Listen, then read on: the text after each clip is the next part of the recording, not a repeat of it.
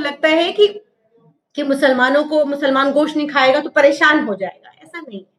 आपको लगता है कि मुसलमान घबराएगा, मुसलमान डरेगा, कारोबार तो आपके भी हैं, सिर्फ मुसलमानों का थोड़ी है। मुसलमान का तो छोटा सा ठेहा होगा।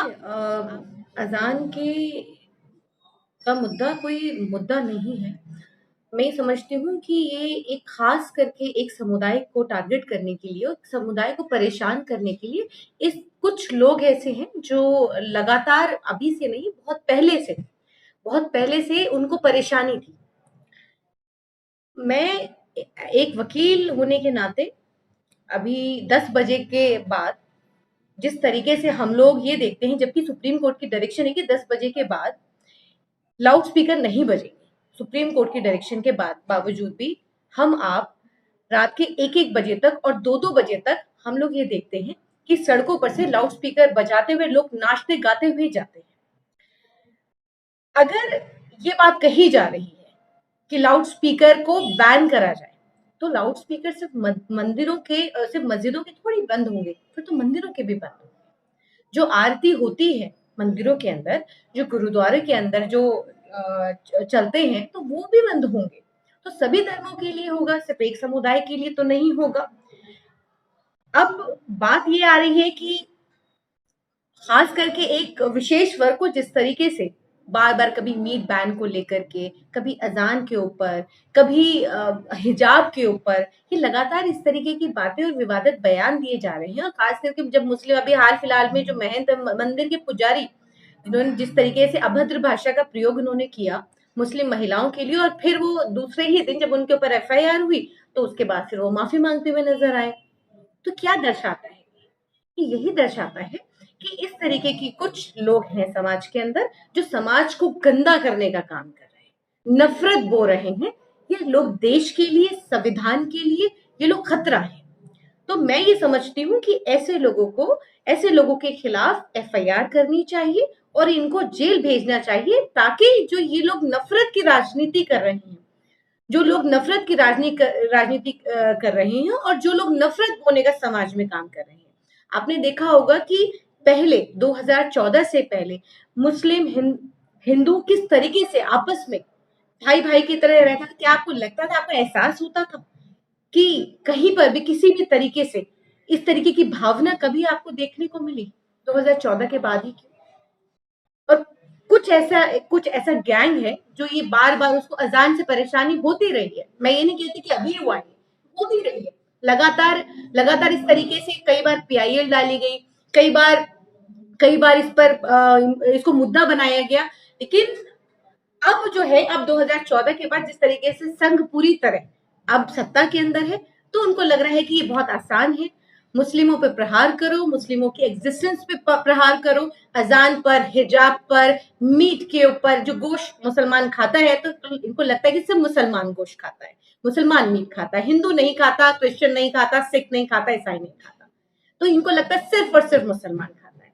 तो खैर, हम तो कहते हैं आप बंद कर दीजिए, आप बैन कर दीजिए पूरी तरह से। नवरात्र में हमने देखा कि अब जिस तरीके से दक्षिण दिल्ली के जो महापौर हैं मुकेश सूर्यान, उन्होंने कहा कि हम इसको सख्ती से, हम इसको अगली बार से हम इसमें अमेंडमेंट करेंगे, हम सख्ती से करेंगे। करिए, मना किसने किया है आपको? मुसलमान को आपको लगता है कि मुसलमान घबराएगा, मुसलमान डरेगा, कारोबार तो आपके भी हैं, सिर्फ मुसलमानों का थोड़ी है। मुसलमान का तो छोटा सा ठेहा होगा। आपको लगता है कि मुसलमान गोश्त नहीं खाएगा तो परेशान हो जाएगा, ऐसा नहीं है, ऐसा बिल्कुल नहीं है। आप बंद करना चाहते हैं, बिल्कुल बंद करें, लेकिन मेरी एक आपको नसीहत है। मेरी नसीहत ये है कि जो आपकी जो गौ माता है, माफ कीजिएगा, गौ माता को आपने जिस हाल में छोड़ा हुआ है सड़क के ऊपर, कम से कम उस पर भी ध्यान दीजिएगा।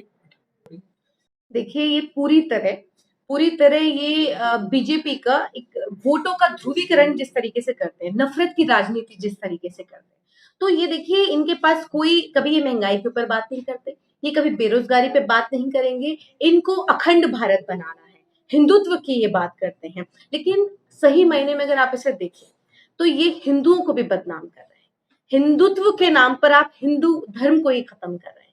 आप हिंदुत्व को बनाइएगा, आप मुसलमान को परेशान करके, मुसलमान को तकलीफ दे करके आप हिंदुत्व को तो बना लेंगे, लेकिन हिंदू तो खत्म हो जाएगा।